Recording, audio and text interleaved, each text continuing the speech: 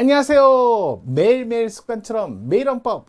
일요일. 자, 자다 일어나셨나요? 또 내일을 준비하셔야죠. 자, 매일매일 습관처럼 매일 헌법. 주말에는 통치우죠. 일요일도 통치우죠. 자, 오늘 문제 가볍게 정리하시고 또 내일부터 또 쭉 나가셔야 되니까요. 오늘 무겁게 하진 않겠습니다. 문제 좀 가벼운 문제로 골라봤어요. 가벼운 문제.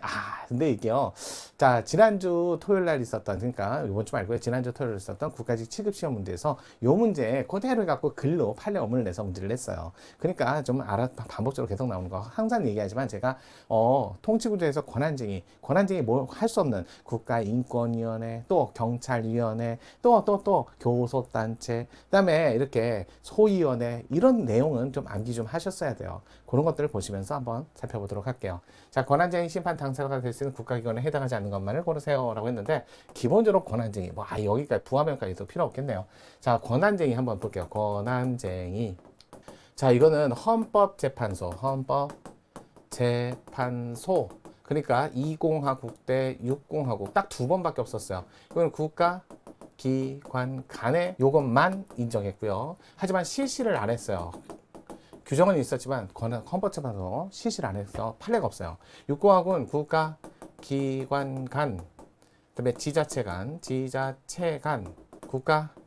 국가기관과 지자체 간, 이렇게 해서 권한쟁의 범위를 이렇게 확대했다.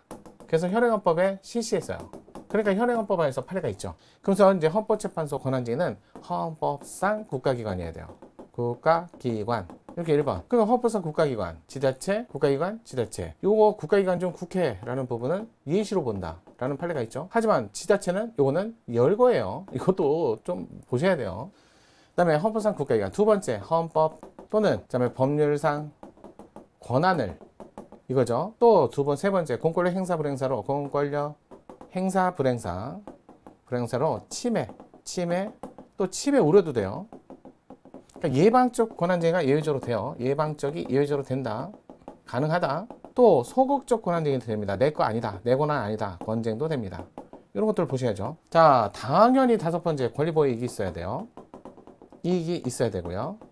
여섯 번째, 기간 제한, 기간 60일, 180일. 근데 이게 둘 다 불변기간이에요.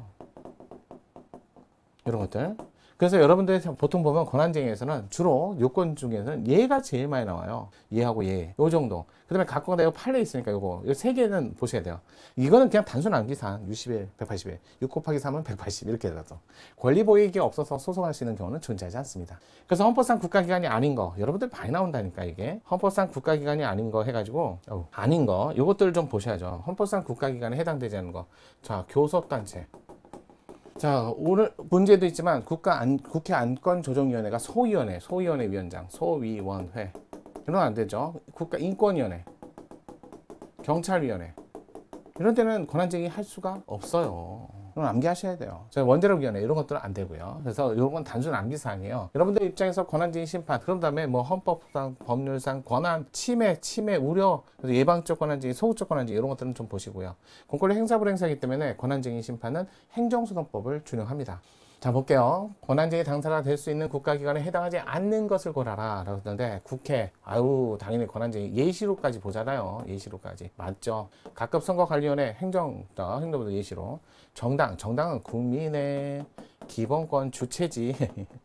그래서 헌법소원 68조 1항을 청구는 할 수 있어요. 청구 가능. 이건데도 권한쟁의가 안 되죠. 원자력 안전위원회 안 된다. 마찬가지 소위원회 안 된다. 이것들은 좀. 그래서 자, 기본적으로 안 되는 거 디귿, 리을, 미음. 4번이 정답이었네요.